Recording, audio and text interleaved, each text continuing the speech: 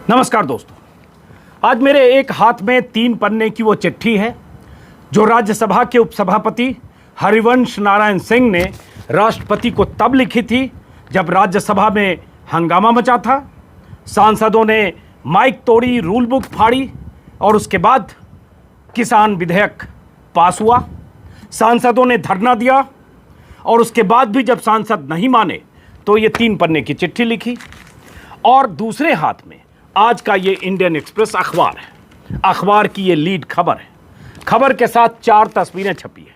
ये तस्वीरें भी राज्यसभा की तस्वीरें हैं, उसी दिन की तस्वीरें हैं जिस दिन राज्यसभा में हंगामा मचा, बिल पास हुआ और उसके बाद तमाम तरह के सवाल उठे। इस चिट्ठी और इंडियन एक्सप्रेस की इस खबर में क्या रिश्ता है, यही मैं अगले 10 मिनट तक आपको बताऊंगा।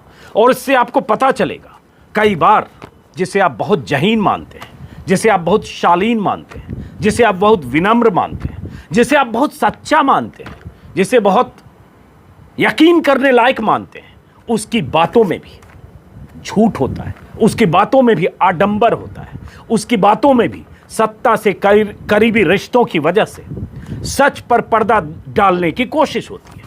वो कोशिश 3 पन्ने की चिट्ठी में झलकती है और सच इंडियन एक्सप्रेस की इस खबर में है।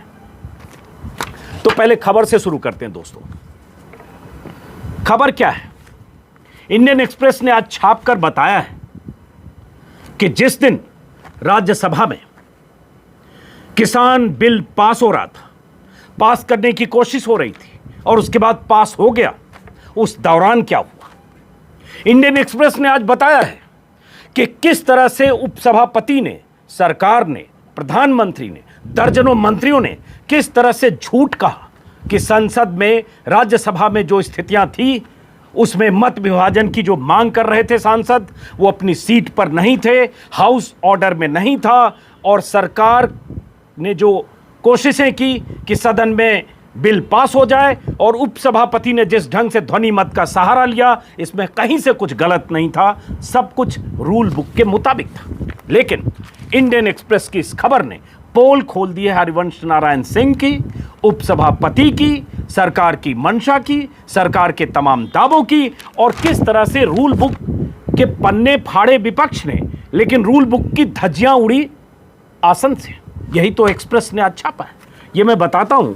उससे पहले इस चिट्ठी के कुछ हिस्से अगर आपने पढ़े होंगे, सुने होंगे, इसमें हरिवंश नारायण सिंह ने राष्ट्रपति को चिट्ठी लिखी थी। उपसभापति ने चिट्ठी लिखकर उन्होंने अपना दर्द दिल बयां किया था कि जिस तरह से संसद में, राज्यसभा में सांसदों का जो आचरण था, जो हंगामा था, माइक तोड़ना, रूल बुक फाड़ना, टेबल पर चढ़ना, ये सारी चीजें जो हुई उससे वो इतने दुखी थे कि रात भर सो नहीं पाए। इस कदर दुखी थे कि उन्होंने उपवास करने का फैसला किया। इस कदर दुखी थे कि उन्हें लगा कि उनका एक दिन का उपवास शायद उन उद्दंड सांसदों में आत्मशुद्धि का भाव पैदा करे। यही इस चिट्ठी में लिखा है। और उसके साथ चिट्ठी में उन्होंने अपनी शालीनता, अपना अतीत, अपना वर्तमान, अपना राजनीतिक जो उनकी परवरिश हुई, उनकी सोच समझदारी, किस तरह से कर्पूरी ठाकुर से लेकर, लोहिया से लेकर, चंद्रशेखर से लेकर और तमाम ऐसे लोगों का, जेपी से लेकर और तमाम लोगों का जिक्र किया है। गांधी को भी कोट किया है, गांधी का भी जिक्र किया है। दिनकर की कविता लिखकर उन्होंने चिट्ठी खत्म की। लेकिन ये चिट्ठी होती है, ये कहने की बात होती है। तो एक्सप्रेस पर आने से पहले इस चिट्ठी को पढ़कर कोई भी भावुक हो सकता है। किसी को भी लग सकता है कि हरिवंश जी जो बोल रहे हैं वही अंतिम सच है, और यही बहुत सारे लोगों को लगा होगा। और जिसे नहीं भी लगा उसे प्रधानमंत्री ने लगाया, क्योंकि प्रधानमंत्री ने इस चिट्ठी का जिक्र या हरिवंश नारायण सिंह की तारीफ करते हुए उन्होंने ट्विटर पर लिखा भी। मंत्रमुग्ध हुए प्रधानमंत्री हरिवंश नारायण सिंह की शालीनता पर, और जिस तरह से हरिवंश नारायण सिंह उपसभापति सांसदों के पास गए, जो सांसद धरने पर बैठे थे सुबह सुबह, और उसके बाद चाय पिलाने गए, सांसदों ने उन्हें बैरंग वापस किया, उसकी भी तारीफ हुई कि हरिवंश नारायण सिंह कितने अच्छे आदमी हैं। सांसदों ने तो उन्हें जलील किया, लेकिन वो रात भर सो भी नहीं पाए, बेचैन भी रहे, और उसके बाद वहां गए चाय पिलाने और सबने चाय नहीं पी। सुनकर ये लगेगा। तो एक शेर से मैं बात शुरू करता हूं और उसके बाद एक्सप्रेस की इस खबर पर आता हूं दोस्तों। वसीम बरेलवी का एक शेर है, शेर का जिक्र मैं अक्सर करता हूं।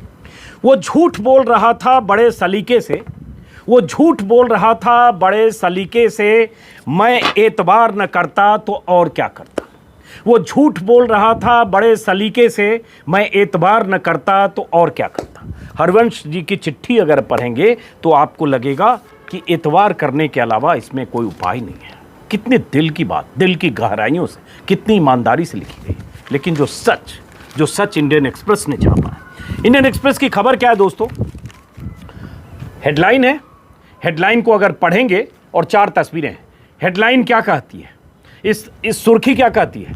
हेडलाइन के मुताबिक डिप्टी चेयरमैन ने कहा था कि विपक्ष सीट पर नहीं था, विपक्ष के सांसद सीट पर नहीं थे जब वो मत विभाजन की मांग कर रहे थे राज्यसभा में किसान विधेयक के दिन। लेकिन राज्यसभा टीवी और टीवी का फुटेज कुछ और कहता है। रूल बुक के मुताबिक हाउस को ऑर्डर में होना चाहिए, जब आप मत विभाजन की मांग करते हैं आपको सीट पर होना चाहिए। और कोई भी एक सांसद अगर मत विभाजन की मांग करता है, ध्वनि मत से इत्तेफाक नहीं रखता है, तो रूल बुक कहता है कि उसकी बात सुनी जाए। लेकिन हुआ क्या? उपसभापति ने कहा था कि हाउस ऑर्डर में नहीं था, मत विभाजन करने वाले सदस्य सीट पर नहीं थे। तो सिलसिलेवार ढंग से इंडियन एक्सप्रेस ने उसी की धज्जियां उड़ाई, उस दावे की धज्जियां उड़ाई। खबर में क्या है मैं थोड़ा बता देता हूं, और उसके बाद यह जानना समझना जरूरी है कि सरकारें जब झूठ बोलती हैं, जब इस तरह से विधेयक पास करने की कोशिश करती है उस सदन में जहां उसका बहुमत नहीं है, और उसके बाद देश में कैसा माहौल बनता है, और सच इन सब के बीच में कहीं होता है। और इंडियन एक्सप्रेस का ऐसा रिपोर्टर, इनका नाम है मनोज सी जी, जो ऐसे खुलासे करते हैं, ऐसी खबर छापते हैं, तब पता चलता है दरअसल सच तो ये है। जो सच आप 6 दिन से सुन रहे थे, या जो सच आप तक पहुंचाने की कोशिश हो रही थी, विपक्ष की आवाज़ आप तक नहीं पहुंच रही थी, सच वहां भी छिपा हुआ था। तो ये इसमें क्या है, इस खबर में इंडियन एक्सप्रेस ने सिलसिलेवार ढंग से उस दिन के पूरे घटनाक्रम को इंडियन एक्सप्रेस ने छापा है। और उस एक्सप्रेस के मुताबिक राज्यसभा में दोपहर 1 से 1:26 तक की कार्यवाही को देखने से साफ हो जाता है कि मत विभाजन की मांग करने वाले और सेलेक्ट कमेटी में उस विधेयक को भेजने की मांग करने वाले 2 सांसद तिरुचि शिवा और सीपीआईएम के के रागेश उस समय अपनी सीट पर थे जब उन्होंने मत विभाजन की मांग की थी। और टाइम के हिसाब से सिलसिलेवार ढंग से एक्सप्रेस ने पूरी बात छापी है, समयबद्ध तरीके से। पहली बात, एक्सप्रेस ने 1 बजे, टाइमलाइन है 1 बजे, कृषि मंत्री नरेंद्र तोमर जब सदन में अपना जवाब दे रहे थे, तब उपसभापति ने कहा कि 1 बज गए हैं। संसदीय कार्य मंत्री प्रहलाद जोशी ने राज्यसभा की बैठक को एक्सटेंड करने का प्रस्ताव दिया।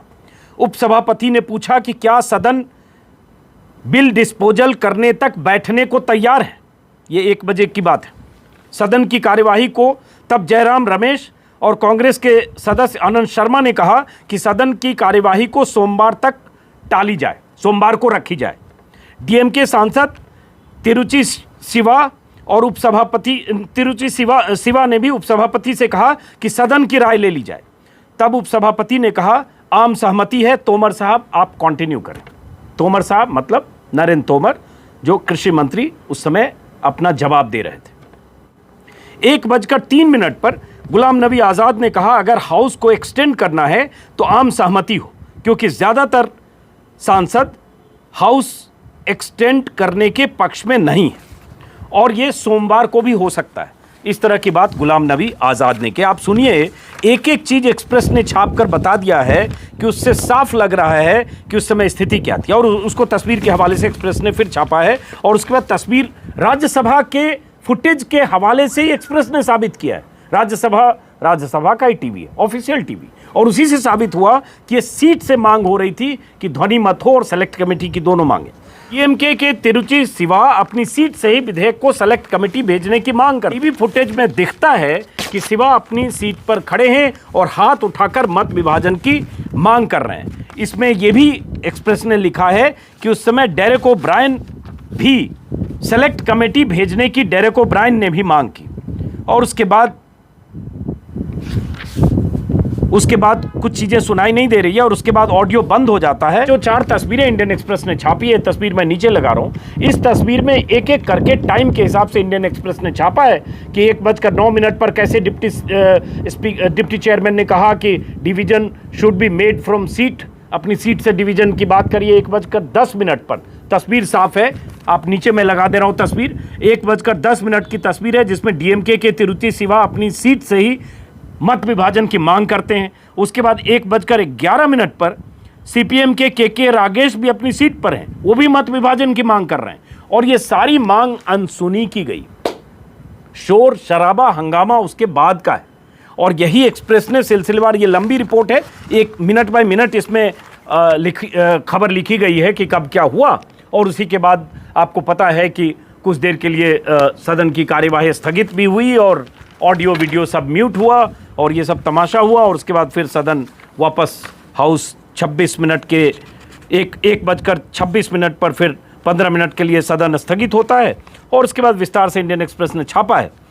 इस खबर का एक्सप्रेस का मकसद और ये बताने का मकसद सिर्फ इतना है कि जिस समय सदन में ये सब हुआ और जो आरोप लगे कि हाउस ऑर्डर में नहीं था, हंगामा हो रहा था, कोई सीट पर बैठने को तैयार नहीं थे और इसलिए ध्वनि मत से हुआ, हालांकि ध्वनि मत से नहीं होना चाहिए था ऐसा कानून, ऐसा विधेयक पास, क्योंकि राज्यसभा में सरकार बहुमत में नहीं है। ये सवाल, हालांकि रविशंकर प्रसाद ने बाद में एक बयान दिया कि अगर फ्लोर की उस समय स्थिति थी उसमें 110 सांसद सरकार के पक्ष में थे, 72 विपक्ष के थे, तब भी वोटिंग से वो विधेयक पास हो जाता। अगर पास हो जाता तो वही रास्ता अख्तियार करना चाहिए था। फिलहाल ये है कि हरिवंश जी का सच, हरिवंश जी का झूठ, हरिवंश जी की चिट्ठी, हरिवंश जी के दावे, हरिवंश जी का अतीत, हरिवंश जी ने जो इतने दिनों में, इतने सालों में एक छवि बनाई है, उस छवि को जबरदस्त एक झटके में टूटते हुए देखा गया था उस दिन।